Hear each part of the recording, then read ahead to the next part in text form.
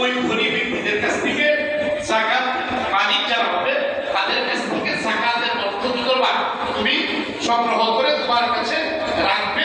আমি অমুক মাসের অমুক তারিখে তোমার কাছে একজন আমার পক্ষ থেকে প্রতিনিধি পাঠাবো, তার কাছে তুমি সেই যাকাতের অর্থটা দিয়ে দিবে। ঠিক আছে ইয়া রাসূলুল্লাহ, আমি গেলাম। হযরত হারিস ইবনে মিরাদ রাদিয়াল্লাহু তাআলা তিনি বাড়িতে আসলেন, ওনার পুত্রে ওনার সম্প্রদায়ে আসলেন। এসে সবাইকে কেউ তুমি সর্দার পুত্রের আগে তো পুত্রের সর্দার থাকতো, এবং এই সর্দার যা বলতেন সেটাই ছিল আইন, সেটাই ছিল সত্য।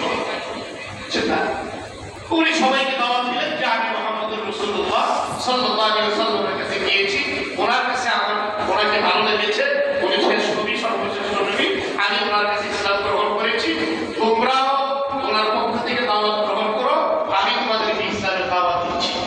ওনার দাওয়াত পেয়ে ওনার পুত্রের সমস্ত লোক আলহামদুলিল্লাহ সবাই ইসলামের ছায়া করে এসে উপস্থিত হয়।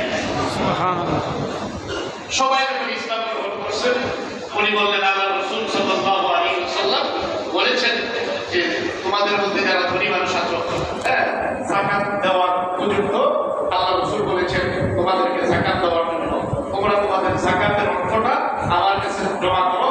আল্লাহ রাসূল অমুক মাসের অমুক তারিখে এত তারিখে লোক পাঠাবেন, এগুলো ওনার কাছে আমরা হ্যান্ডওভার করে দেব। হযরত হারিস ইবনে মিরাদ রাদিয়াল্লাহু তাআলা সকলের যাকাতের অর্থ কি করলেন, সংগ্রহ করলেন, এবং মুসলমান হিসেবে প্রাথমিক যে নিয়ম কানুন আল্লাহ রাসূল বলে দিয়েছেন এগুলো তাদের মধ্যে তালিম ধর্মীয় দিচ্ছেন, সবাই নামাজ কালাম পড়তেছে, ওই তালিম ধর্মীয় অনুযায়ী তারা চলতেছে। নির্ধারিত সময় যখন পার হয়ে গেছে, এখন আল্লাহ রাসূলের পক্ষ থেকে কি আসতেছে না, কোনো প্রতিনিধি আসতেছে না। আল্লাহ রাসূল সাল্লাল্লাহু আলাইহি ওয়াসাল্লামের পক্ষ থেকে যখন কোনো প্রতিনিধি আসতেছে না, হযরত হারিস ইবনে মিরাদ রাদিয়াল্লাহু তাআলা চিন্তা করলেন আমার কোনো কাজে বা কথায় আল্লাহ রাসূল অসন্তুষ্ট হলেন কিনা, যার কারণে উনি হয়তো কি করেন নাই, কাউকে কোনো প্রতিনিধি পাঠান নাই, এরকম হতে পারে। উনি এই চিন্তা করে করতেছেন, মানে খুব চিন্তিত, এবং গোত্রের যে সকল লোকজন আছে এদেরকে নিয়ে মনে করেন যে কথা আমাদের 10 নম্বর করবো, 9 নম্বর করবো বা 11 নম্বর করবো, 12 নম্বর করে আসলে তো আইসা এখানে মাথায় রাখবে, তাই না? আমরা সবাই এখানে কি করে চলে যাই, 2 দেরিও কি হইতে পারে। আচ্ছা, সবাইকে নিয়ে আপনি যখন মনে করেন মহল্লার একটা গায়ে যে রাস্তায় আসবে আল্লাহ রাসূলের প্রতিনিধি, সেই জায়গায় যায় জমা হয়েছে। এদিকে রাসূল সাল্লাল্লাহু আলাইহি ওয়াসাল্লাম হযরত ওয়ালিদ ইবনে মুগীরা রাদিয়াল্লাহু তাআলা আনহু কি করছেন, পাঠিয়েছেন, নির্ধারিত তারিখে পাঠিয়েছেন।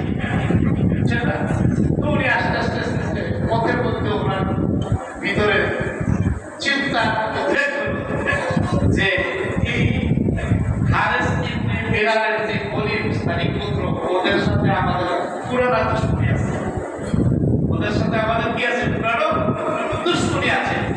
এখন আমি যদি সেখানে যাই আর ওরা যদি আমাকে একটা মেয়ে হত্যা করে দেয়, ওনার ভিতরে কি দিছে শয়তান এই কথা ওয়াসওয়াসা জাগ্রত করে দিছে। তো আল্লাহ রাসূল কত সময় ওনাকে পাঠাইছেন, খালিদ ইবনে ওয়ালিদ ওই পথের মধ্যে এই চিন্তা করতে করতে যাবো কি যাবো না, যাবো কি যাবো না, আগাবো কি পিছাবো, এই চিন্তা করতে করতে একটু সময় কি হয়ে গেছে, পার হয়ে গেছে। আবার সত্য মনে করেন 1 দিন 2 দিন কথার কথা লেট হয়ে গেছে।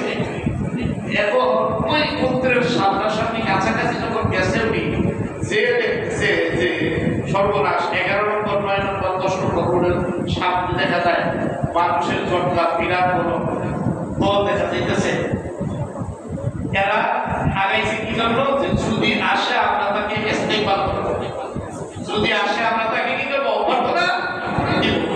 আর ওয়ালিদ ইবনে মুগীরা চিন্তা করতেছে পুরানো শত্রুতা আমরা তাদের সাথে আছে, দূর থেকে যখন এই দল দেখছে সর্বনাশ, কথা তো আমার ধারণা তো সত্য, ওরা তো আমাদের বাড়ার জন্য কি দিয়েছে, রেডি হয়েছে, সব এক হয়ে আসছে, সেটা উনি ওই